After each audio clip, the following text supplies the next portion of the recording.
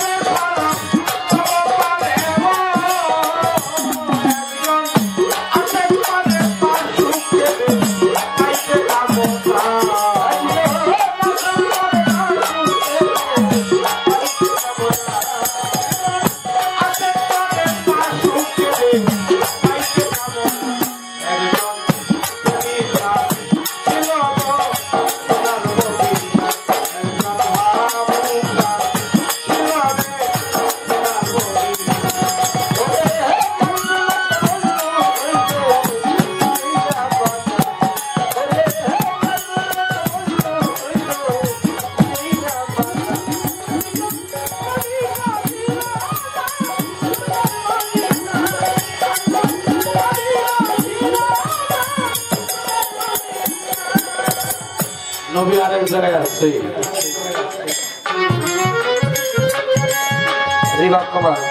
অনেকেই বলে কান্দায় না কান্দায় না আমার নবী। নবী কখনো কাঁদে না, নবীকে কখনো কেউ কান্দায় না, তবে নবীরে কখনো যেন কেউ না মারে। নবীরে যেন কেউ না মারে। আমি শরীয়ত সরকার, ভাই মনির সরকার, আমার দেহে অনেক কিছু কেটে বের করা যাবে, হাড্ডি রক চামড়া চুল মগজ সবই কেটে বের করা সম্ভব, কিন্তু আমি জাতির তৈরি হয়েছি তাকে কেটে বের করা সম্ভব।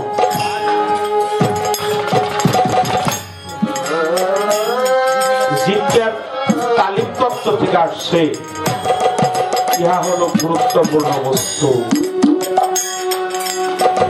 ইহাই হলো গুরুত্বপূর্ণ বস্তু, যাকে আমরা আরবিতে বলা হয় লুৎফা, ফার্সিতে বলা হয় সলবি, বাংলায় বলা হয় মণি বা বীজ, উর্দুতে বলা হয় রতি। এই রতি যেন কেউ সহস্রারে গিয়ে অপচয় না করে। আর এই রতিটাকে রক্ষা করার জন্যই আমার নয়ন প্রাণ কামেলের দরবারে আত্মহুতি করতে হয়, আমার হাত প্রাণের দরবার আসতে হয়। সেই মুর্শিদ কেবলা যিনি সদয় হয়ে ভক্তকে বুঝিয়ে দেয়, কেবল সেই বুঝতে পারে। এহেন কর্ম সে ছাড়া আর কেউ বুঝতে পারে না। অনেক কথা বললাম, যে কথাগুলো আপনাদের সম্মুখে উপস্থাপনা করলাম,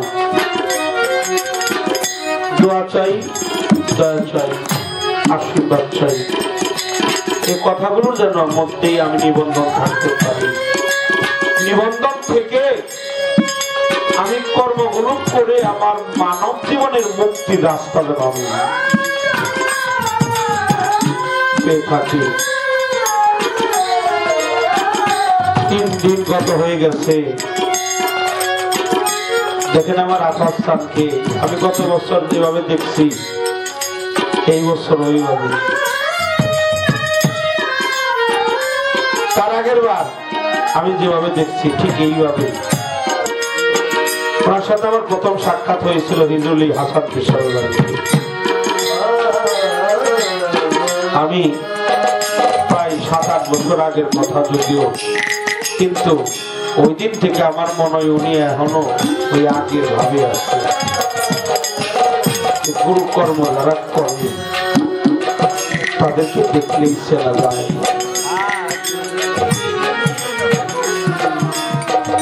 তো ভাই হুমায়ুন ভাই, আমির হোসেন ভাই, আমানত ভাই, আনিসুর ভাই, বাবা হলো কাবা আর মা হলো মদিনা, মদিনা মানওয়ারা। মদিনা মানওয়ারা হলো মা আর বাবা হলো কাবা। একে তো কাবা, তারপরে বাবার কাছে আত্মহতি করেছে। এ সমান ভাগ্য আর কারো যে ভালো হয় আবার তারা নাই। আমার আল্লাহ বলছে, কোন সন্তান যদি তার বাবার মুখে একটা ফল কিনে ওই বাবার হাতে তুলে দেয়, আল্লাহ কয়, ওরে বান্দা, ওই ফলটা আমি খাই, তোর বাবা খায় না রে, ওই ফলটা আমি নিজে আল্লাহ খাই। আল্লাহ রাসূল বলেছে, কোন সন্তান যদি তার মা বাবার পায়ে চুম্বন করে, সে যেন জান্নাতের দরজার মধ্যে গিয়ে চুম্বন করে, সে যেন জান্নাতের দরজা জ্বালা নাই গিয়ে চুম্বন করে। সাহাবা বলল, হুজুর আমার তো মাও নেই, আমার তো বাবাও নেই, আমি কোথায় কি চুম্বন করবো? আপনি নাকি বললেন মা বাবার পায়ে চুম্বন করলে সেদিন জান্নাত ফেরদাউসের দরজা জানালায় গিয়ে চুম্বন করলো। আমার চুম্বনের ব্যবস্থাটা কোথায়? তাহলে তুমি তোমার মা বাবার কবরের মধ্যে কি চুম্বন করলে?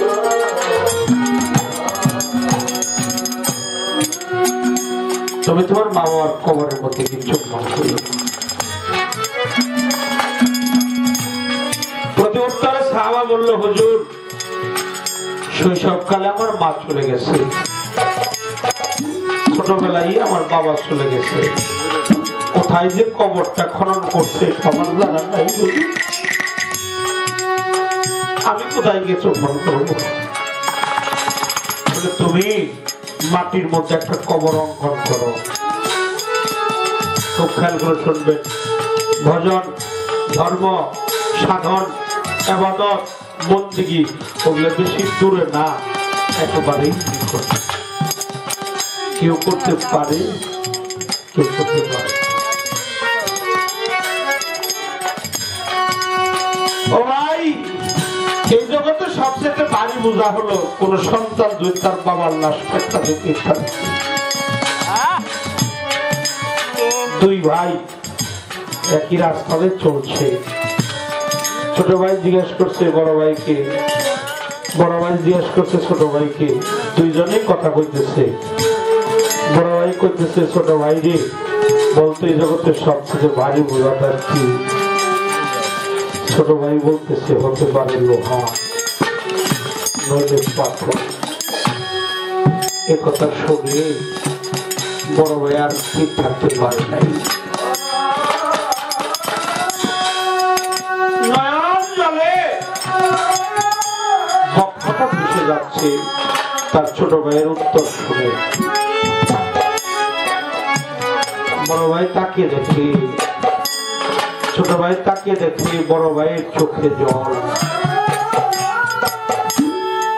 ভাই প্রশ্ন করেছ আমাকে, জবাব দিলাম আমি, অথচ তোমার চোখে নয়নের কোণে পানি। তুমি কাঁদছ কেন? আমার জবাবটা কি সঠিক হয়নি? তোর জবাবটা সঠিক হয়েছে রে, তোর জবাবটা সঠিক, সত্য, কিন্তু লোহার চাইতেও পাথরের চাইতেও পানি বোঝা এ জগতে আছে রে, তুই বুঝতে পারস নাই, তুই বুঝতে পারস নাই লোহার চাইতে পানি বোঝাটা কি? বলে আমাকে বুঝিয়ে দাও।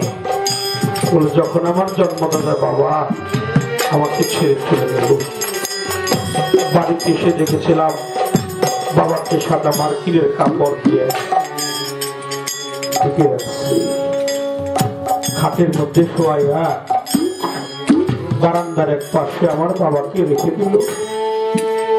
পাড়ার মানুষ, মহল্লার মানুষ সকলেই বলেছিল তোমার বাবার লাশটা তুমি কাঁধে নিয়ে।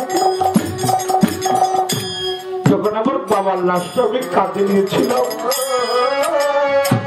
মনে হইল পৃথিবীটা যেন আমার কাঁধের মধ্যে তুলে দিয়েছে, পৃথিবীটা আমার কাঁধের মধ্যে তুলে দিয়েছে। আমি আমার ওজন দাঁড়ি বোঝা আর কোনদিনই বহন করি নাই। আবার আর একটা বোঝা ভারী, যদি কোনো ভক্ত তার গুরুর লাশটা কাঁধে নিয়ে থাকে